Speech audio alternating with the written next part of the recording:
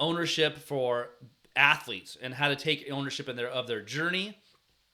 And I'll tell you, as a coach, we're expected to do a lot of things for our athletes. We need to help them be the best they can be. We want to help them perform the best they can be. But really, this is only possible if the athletes take ownership of their own journey. If they take ownership of their own role, ownership of their season. So, coaches and parents, are you working harder than your athlete to have success? That to me, that's a big issue. If the coaches and the parents are taking more ownership of the athlete's journey than they are themselves.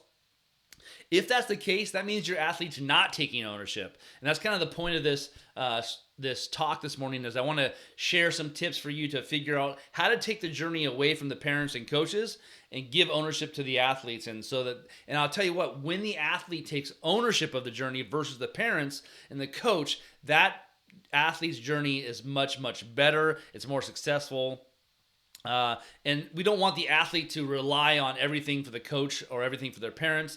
They're not really investing in their future if the parent or the coach is doing all the things.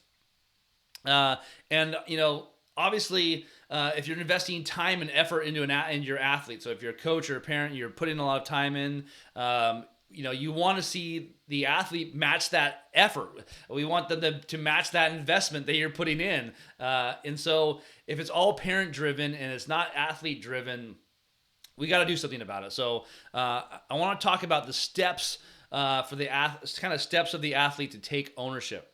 So the first thing that needs to happen is athletes need to figure out their blaming tendencies. For me, a big part of, I've been a parent for 23 years. I've been a coach for 22 years. To me, the biggest shift that I have noticed in the last 10 years of coaching, and maybe it's just something I didn't notice before, but I'm noticing the blame game a lot more and less taking ownership by athletes, high school and college athletes I'm talking about.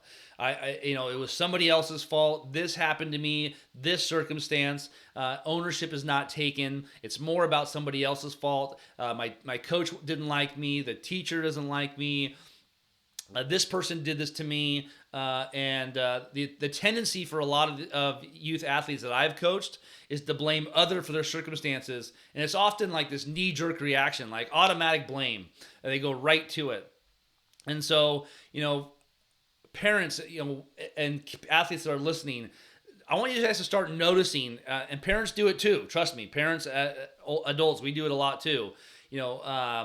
Throughout your day, count the number of times you put blame on somebody else or an external circumstance, and see, do you have a posture of blame and fault and blaming somebody else or blaming different situations? So take some inventory of that. To me, that's a big thing. The blame game, automatically going to complaining or blaming someone else, versus taking ownership of it and looking how to solve the problem. I think for me right now, a conversation that I'm having with my older kids is, instead of complaining about the situation, complaining is easy. We all complain. Oh, I don't like this. I think today in the world of social media and society and the changes we want to see with race and politics and things like this, it's easy to sit behind your keyboard and complain.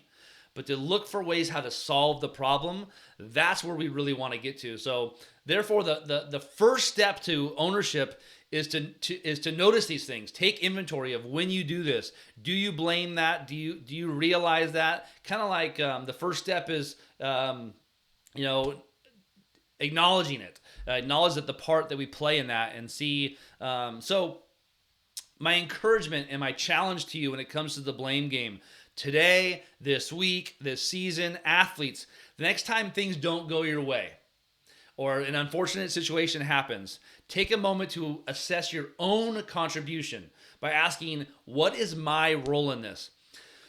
I'll tell you guys a story. This is probably 4 or 5 years ago. We had end of fall meetings with our player athletes, and every fall we do this as a college coach. We sit down, we talk to them, and I had an athlete who got in trouble at a party, and let's just say the police were involved. They were partying too much. They got in big trouble, and sitting down with her. For 15 minutes, she kept just blaming everyone else. oh, well, this has happened to me. This has happened to me. My teacher, this. And I kept trying to tell her, okay, what was your role in it? What could have you done differently? And she would not take ownership. She literally could not get to a place where she was like, well, maybe if I had done this, this would have turned out better. It was everybody else's fault. And I mean, tears are streaming down her face as I continue to try to figure out how to navigate for her. What could have you done differently? What was your role in this? And she would not own it. And I'm just like, me and the other coaches looking at each other like, this is a huge issue for you. This is a big, big problem when you notice that your grades aren't doing well. You're at these parties. You get into a fight at this party is what happened. And you're not taking any ownership of any of it. And it was everyone else's fault. All that to say, 5 years down the road, I've got a good relationship with this player still. It wasn't a bad thing. I think she's really grown up. But in that moment, I was just really, really sad for her because she could not figure out how to take ownership of that. So, our tendency as people, in my experience, and I'm the same way, I think our athletes and parents were this way, our tendency automatically when things happen is to complain and blame other people. And understand that it's kind of this victim mentality that we have. We get this victim mentality. So I want to challenge you. I want to encourage you this season. When you hear yourself complaining in your head, you start thinking about, I'm going to complain about this situation. I want you to rephrase that into, what can I learn from this? What can I learn from this? What's the bigger picture? What is the problem solving I can go to this? And so, a really good exercise to help with this mindset switch, if this is something that you really struggle with, is to write down possible resolutions. So let's say there's something going on in your life, in your journey as an athlete, and you're like, I'm frustrated with this. It's the coach is this. You want to blame people. This is challenging. Sit down and start writing down, hey, you know what? What are some ways that I can solve this problem? What are some ways that I can take ownership? How can I solve this? And start working through problem solving. Okay. And so that, for me, that would be a big, big thing on the blame game. Athletes, don't leave it on your coach. Don't put it on your parents. Athletes, you need to learn how to stop blaming, stop complaining. And when you can apply this to yourself and you start getting away from that, honestly, you're just going to feel more joy in your life. You're going to feel happier about your journey when you take ownership of it, and you're going to feel more invested in your journey. So parents, when you can teach them how to stop complaining and stop blaming and start focusing on this, they are way more motivated to reach their goals. They're way more motivated to reach their goals. So what it really comes down to is leadership, and athletes, we want you to become good leaders. And so, leaders take ownership, and so the biggest thing as a leader, if you want to be a leader on your team, you want to be a leader at the next level, the biggest thing about leadership is taking ownership. Okay. It's not, it is your fault. Do not pass blame. It's on you. If you want something to change on your team or in your life, take control of it. Take ownership of it. The more you blame a teammate, a coach, someone else on the team, a situation, practice, the less you're taking ownership of it, the less you're being a leader. Okay. And so it is essential for a leader to really, really think about problem solving. What is the objective? What do I want to reach? What are the goals? And from a team aspect, not just you aspect, because as a leader, when the team is doing this, you are also getting better. So, and you have to understand that mostly when it comes to risk can't be controlled. Okay. In a lot of ways, when you take a risk on something, it can't always be controlled. So only focus on the things that you can control. And then understand that taking ownership is realizing you can't fix everything. Sometimes in our lives and on our teams, we have so many problems, so many things are going on. We can't take ownership of everything, but we can take ownership of the things that we can control. So understand that, take control of the things that you can take control of if you want to be a leader. And to me, the goal of a leader should be to lead others to be like you and to be accountable to your leadership and outwork those things. So I want to give a couple lessons for leaders around ownership. So, you can blame everybody. You can blame the practice, the coach, your parents, your teacher. There's so many things that you can blame. Okay? But understand that at the end of the day, you are accountable for the success in your career, in your life, in your sports journey. And a true leader owns that outcome. So when things go wrong, you have to take ownership. No excuses. No more excuses. Okay? On any team, in any organization, the leader must own everything in their world, everything they can control. The leader must acknowledge their mistakes. Acknowledging your mistakes is one of the hardest parts of the journey. When you failed, you made a mistake, you messed up, you got to own that. And it's hard. It's hard as adults. It's hard as kids. We've got to learn how to do that, okay? And understand that something I learned from Jocko Willink is that discipline equals freedom. Discipline equals freedom. Athletes, when you understand that, when you have a routine, when you're disciplined, this is probably the most important quality when it comes to ownership and leadership, because it's a matter of personal will. It's a matter of your own self. People can't make the routine for you. They can't discipline for you. It's the difference between being good and being great. Discipline. Okay, because you can get motivated. My talk to this morning might motivate you to stop blaming, and it might stop doing. But showing up every day and working on it, being disciplined, even when you don't want to do it, that's what is the difference between being good and great. Motivation can take you this far, but discipline can take you this far if you're willing to do that. So discipline gives you freedom, and you got to understand that. And so for me, one of the best ways to do that is setting goals. Athletes, you need to, coaches and parents, we want to have some goals for our kids. We want to have a set of expectations for the team rules, whatever the thing is. And coaches, you need to do a really good job in a team setting of the first day of practice, the first team meeting. These are what the expectations are on and off the field. This is what I expect of you. And if your athletes don't know those expectations, they're not going to live up to them. That's the biggest thing you got to understand. They're not going to live up to your expectations if you don't communicate them very clearly. And athletes, and they're not going to take ownership of them. If I don't know what the expectations or the goals are of this team, it's going to be hard for me to take ownership of them. So, set those goals and expectations for your team to give them ownership of it. And you understand that parents and coaches, that goal setting, it's more than just a mental tool for athletes. It's the foundation of a good partnership, a good relationship, where the coach and parent and the coach and the kid, or the parent and the kid have this relationship of accountability, because they both said, these are the goals that we have, or the athlete has said, these are my goals. And now the parent can help to keep them accountable to it. The coach can help the athlete be accountable to it. So it's a great goal setting is just a great way to build foundation of relationship, accountability. I think it's really, really important. And the athletes, you need to think about the season ahead and what is it that you really want? What are your main goals? What are your small goals? What are your intermediate goals? What are your long-term goals? And setting these goals allow you to take ownership way more because you're invested in it. You have a plan, you have a goal versus just going at it. So high school athletes especially, this is your time to start building out those goals. Take actions, okay? And here's the deal.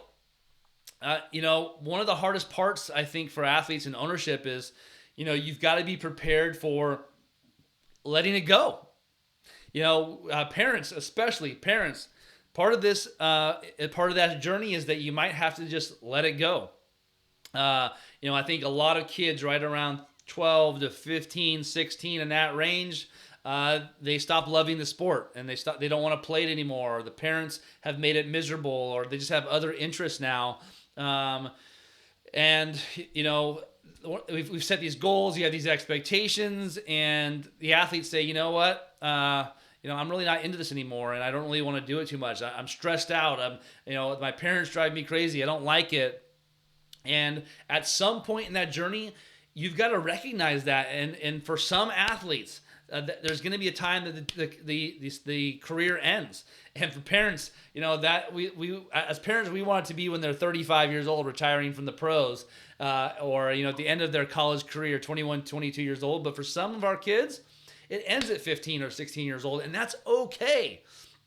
If an athlete hates the sport, they're not enjoying it, they've got other interests, they're into music or art or something else, that's okay. And if we can agree, if you can agree that what's best for your kid is the most important thing, letting go of it can be okay. So athletes, it is okay at some point in your journey to let it go and say, you know what? Those were my goals. Those were my dreams. I've worked at it for this really long, but now, you know what? I really love singing, or I love, art, and I really, really want to invest in that now. And parents, we just have to be honest. We got to face it. Not everyone holds a lifetime interest in a sport or subject. For me, in my career, things have changed a lot, and I have jumped around to different things and different interests. And I think back to my kids, my older kids. My daughters were into dolls and playing dolls for a little bit, and train sets, and they were into roller skating for a little bit. They were into this for a little bit. They were into that a little bit, and I think about my oldest daughter. She was into Harry Potter for a lot, and American Girls. Like, we grow out of our interests and we move into different interests, and that's okay. So it's not always just burnout. Sometimes they just love something else, and I think that the loss of interest is a natural thing. Like, not every parent that's going to happen. So it's okay to let that go a little bit and try to tune in for that and pay attention to that. So. And parents and athletes, like, you've got to understand, parents especially, I'm talking to you, you've got to support your athletes when it comes to that.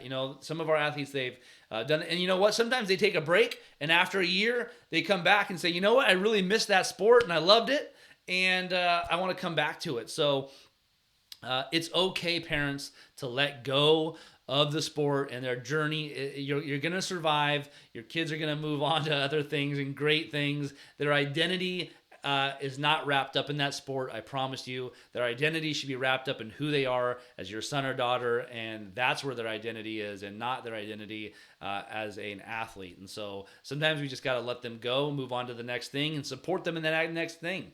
And to me, letting go is a huge part of the ownership piece. And athletes, I think, sometimes athletes hold on for another year or two beyond because they don't want to let their parents down. Again, you're not taking ownership. It's on your parents. You know what? My mom will be so devastated if I quit, so I can't do it. That's not good. Athletes, if you're in a situation where it's time to let it go, you're going to have to sit down and talk to your parents about it, talk to your coach about it. I had to do that my senior year of high school with basketball. I was the sixth man off the bench. My body was tired from year-round sports and playing 4 sports in high school, and I wanted to focus on football and baseball. And I sat down with my coach, and I said, hey, I got to let basketball go. I love it, and I love being on this team, but I got to let it go. So for me, that's a big thing. So let's finish up this morning with this. Taking ownership means standing up and announcing that you're responsible for executing a particular thing, okay? Like your journey. You're saying, Mom, Dad, Coach, I'm taking ownership of this. It's my turn to take ownership of it, and I'm going to be accountable for this, and these are my goals, and I'm going to start taking ownership of my journey. So taking responsibility of your thoughts, your actions, and it can be hard. Athletes, I'm telling you, if you're a high school athlete, college athlete, parent, taking responsibility is hard. Okay, that's just life. It is hard, and it requires a posture of learning from your mistakes and owning the mistakes and owning your failures. And nobody wants to do that. Nobody wants to own their failures and say, man, I really failed at this. I sucked at this. And I hate it. I'm competitive. I want to win. I hate losing. I hate that. And I want to blame somebody else. But when you get to a point where you've learned from your mistakes, you own your successes and your fails, and you stop blaming others, there's this freedom that comes with it. There's this joy, and your journey really, really develops. And so by taking ownership, your journey builds character, it builds grit, it builds resilience, it builds this relentlessness. I look back at my career and my life and all the roadblocks that I've had. I've been homeless. I've been at rock bottom a few times.